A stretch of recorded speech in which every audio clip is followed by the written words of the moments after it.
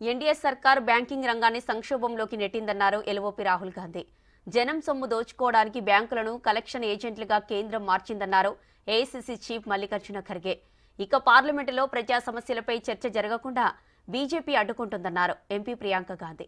మోదీ సర్కార్ రాజ్యాంగ విరుద్ధంగా వక్ఫ్ సవరణ బిల్లు తెస్తోందన్నారు కూటమి నేతలు.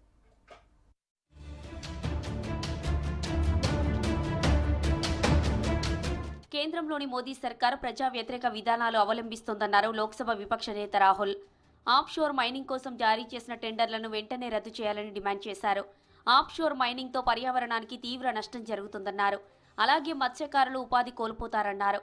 ఆప్ సమగ్ర దర్యాప్తు జరిగే వరకు టెండర్లు రద్దు చేయాలంటూ ప్రధాని మోదీకి లేఖ రాశారు రాహుల్ గాంధీ.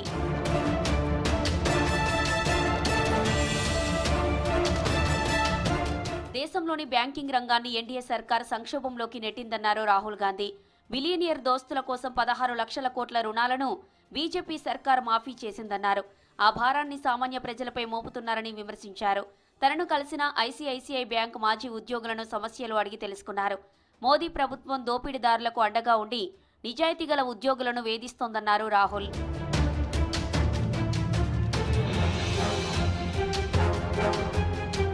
దేశ ప్రజలను మోదీ సర్కార్ మోసం చేస్తోందన్నారు ఏఐసీసీ చీఫ్ ఖర్గే. జనం సంపదను దోచుకోవడానికి బ్యాంకులను కలెక్షన్ ఏజెంట్లుగా మారుస్తోందని ఆరోపించారు. బ్యాంకులు ఏటీఎం విత్డ్రా ఛార్జీలు పెంచడాన్ని వ్యతిరేకించారు. బ్యాంకింగ్ సేవలు చాలా ఖరీదైనవిగా మారాయన్నారు.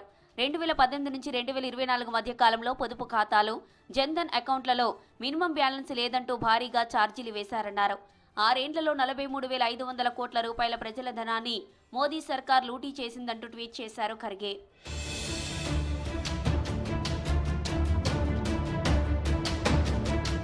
పార్లమెంటు బడ్జెట్ సమావేశాల్లో విపక్షాల గొంతును బీజేపీ ప్రభుత్వం అణిచివేస్తోందన్నారు వయనాడు ఎంపీ ప్రియాంక గాంధీ. ప్రజా సమస్యలపై చర్చ జరగకుండా అడ్డుకున్నారని విమర్శించారు. కేరళలోని వయనాడ్లో పర్యటిస్తున్న ప్రియాంక గాంధీ పలు అభివృద్ధి పనులను ప్రారంభించారు. ఎన్డీఏ సర్కార్ తీరు ప్రజాస్వామ్యానికి విరుద్ధంగా ఉందన్నారు. They are using different methods, but overall they are not allowing the democratic process to function effectively in Parliament. It's very sad for us MPs to see. It was usually used to be, opposition used to be accused of sabotaging Parliament. But this is a process that we've been seeing under this government, that they themselves sabotage the process. ప్రధాని మోదీ ప్రభుత్వం రాజ్యాంగ విరుద్ధంగా వక్ఫ్ సవరణ bill తెస్తోందన్నారు MIM chief Asaduddin Owaisi. లోక్సభలో బీజేపీకి సరైన majority లేదన్నారు. ఇండియా కూటమిలోని నితీష్ కుమార్, చంద్రబాబు, చిరాగ్ పాస్వాన్, జయంత్ చౌదరి చట్ట వ్యతిరేకమైన బిల్లుకు మద్దతిస్తున్నారని విమర్శించారు. ఆ 4 పార్టీలను ముస్లింలు ఎప్పటికీ క్షమించరన్నారు ఓవైసీ.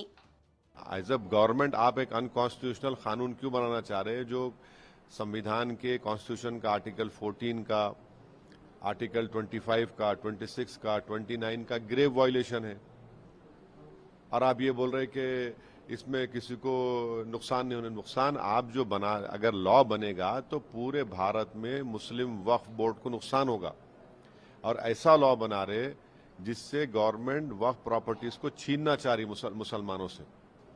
10 ఏళ్ల ఎన్డీఏ పాలనలో ఎగ్జామ్ పేపర్ల లీకేజీ, నిరుద్యోగంతో యువతకు అన్యాయం జరిగిందన్నారు ఇండియా కూటమి నేతలు. ఇకనైనా కేంద్ర ప్రభుత్వ నియంతృత్వం వదిలి ప్రజా సమస్యలపై దృష్టి పెట్టాలని సూచించారు విపక్ష లీడర్లు.